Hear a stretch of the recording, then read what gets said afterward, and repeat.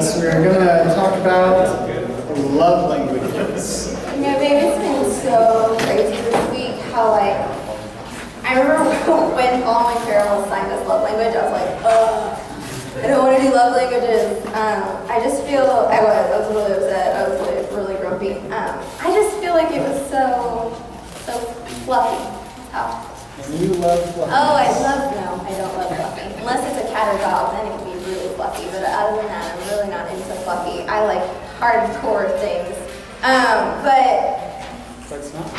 Yeah, I think the biggest thing is we've discovered that love languages this week as we were diving into it, it's not fluffy. And the biggest thing, it's just been incredible, like as we've been going through our story, we're gonna cry again. Man, we would not have made it if it wasn't for affirmation. Tag on it. That was like our lifeline throughout those 4 years of hell. There was so much condemnation and shame and lies, going on in both of us because of everything. And it was, you encouraging me over and over again and reminding me that what you are dealing with it's not about me, it's not my fault. And me being able to just share the Bible and I feel like the Bible was a huge source for us to affirm one another. And we would not have made it. We would have crashed and burned. This is really important stuff. Yeah, like what you're saying, the Bible is really that was our source of truth when everything else was just falling apart. And it was this words of affirmation was our lifeline. It was, with Gabby giving me constant affirmation, when all I was hearing was lies. I would have gone into such a depressed state and just not dared to keep being vulnerable with you and honest with you, and we would have just eventually separated and not attempted to see each other again. So, I want to invite you guys in on this with us to talk about love languages with us today. This is not fluffy stuff. This is life-changing. Yeah. So we're going to talk about 5 different love languages. So the first one is words of affirmation. So this is one of our cornerstones. This is when you're building each other up, and it is a powerful language. The next one is physical touch. Nope. Try again. Gifts. There you go. Look at that list. I made it for you. Yeah, is gifts. And this is a universal worldwide love language. And I'm glad this isn't Gabby's top. I love gifts, but yeah, it's... And it's the thought that comes out of the gift, not the cost. Next is acts of service. This is doing something for the other person. This is really the way I receive love a lot. One of our struggle points here. And you can find out what acts of service they want by listening and watching them. Next is quality time. And that is giving the person your undivided attention. So this isn't just being in the same room as the other person, that might touch on that, but this is really focusing on your spouse. Next is physical touch, observable from babyhood. This is not just kissing and hugging, although it certainly includes that. But this is holding hands. Actually, we have a story about that later. But this is all kinds of affectionate touch. Yeah, and the biggest thing we want to encourage you to do with love languages is not to treat it like a personality test. We've taken love language tests several times, and one of the things that happened to us multiple times is we just kind of began to feel constrained. What am I? Am I acts of service? Am I quality time? I just don't know. I didn't identity crisis. And it's not so much about what you are. It helps to have words around it, but it's more about the journey. I'm actually a Spanish teacher, and so I love language, and language is an art. And it's something I tell my students all the time. Guys, language is an art. I know you want a mathematical formula, but I'm sorry, language is an art, so sometimes it doesn't follow the rules. And love language is the same thing. It really is an art. And it really is something like we want you really encourage you to take a look at this at how can I discover how my spouse specifically receives love. Who cares what it's called? Acts of service, physical touch. Those are tools to help us, but that's not the point.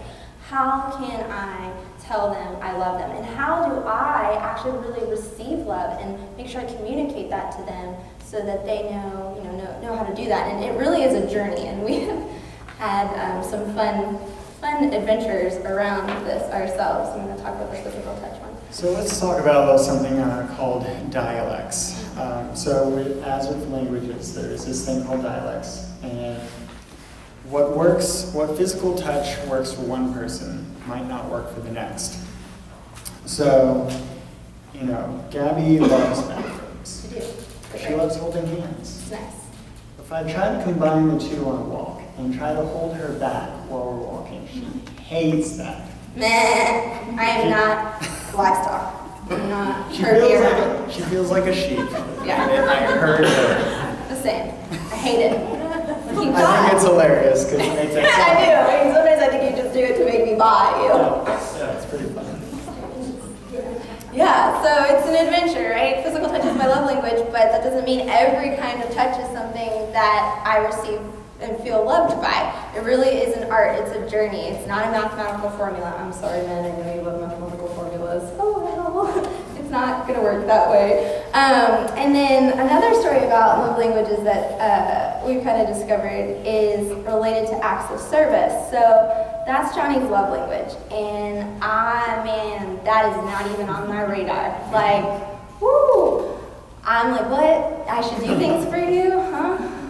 It's awful, but like that's for real. And so it's been a challenge because I don't even think that way. And so like even for me to have the thought of, oh, maybe I should, serve him in this way has actually been really, really difficult. I've had to like retrain my brain. And actually this past week, we had this moment where, so I was in the kitchen and I was fixing myself ice cream. Now, this is important. This is my ice cream. She gets very My ice cream. Yeah, I have only a certain kind that I like, vanilla bean, that's it. And it's gotta be a certain brand. And I've got my chocolate syrup, my chocolate chips, it has to be mixed in at just the right, okay, it's my ice cream, right? And so I don't like to share at all. And especially when it comes to my ice cream. Well, I was in the kitchen and I was fixing myself a bowl and I was like, you know what? I bet he would like some ice cream. Who doesn't like ice cream? This is a huge deal, This guys. is huge. And so I did. I made him a bowl of ice cream, and I came in and I like handed it to him, and we literally did like a happy dance in the living room because I like served him. I thought about it, and I did it, and I shared. And we're like, This is a moment of victory. We had to celebrate. In fact, we may just put in the calendar as Maybe. the day that Gabby served me. Every year. So keep it up. Wait, every year I had to give you ice cream on that day? Every year. Keep it I up. don't know about that one. Yeah, so anyway, it is a journey. It is an art. The other key concept we want to touch on here is the love tank.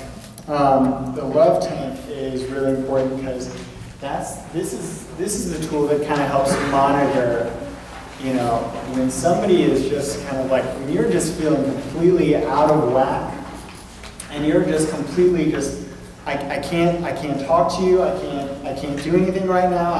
I'm coming home from work and I don't want to do anything. You're probably on empty. And what fills this love tank up is one of these tools, acts of service, words of affirmation. When Gabby comes home, sometimes she comes home still in work mode. Oh yeah, it's bad. And I come in and talk to her and I can't even talk to her. She is behind a wall. But as soon as I start, just holding her and just speaking love into her, she kind of wakes up. It's just kind of like this kind of thing just falls away, and it's just like I can literally see this visible change of her love tank being filled up. Yeah, and one of the things that along those lines we've learned is, sometimes you just think of your spouse as filling or draining your love tank, but the reality is the world can fill or drain your love tank. I know for me at work, I have a desk job.